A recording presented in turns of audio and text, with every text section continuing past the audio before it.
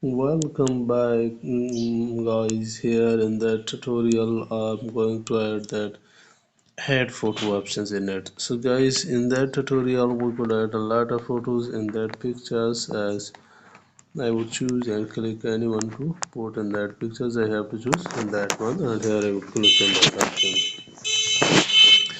So friends, now for adjusting that pictures I would remove the background of that newly added photo, and here you can see that its background is going to be removed, and it has been done successfully. And here I could make the duplicate of.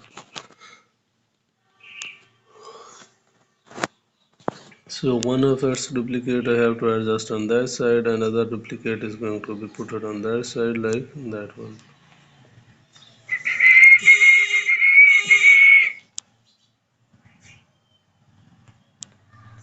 So friends, thanks.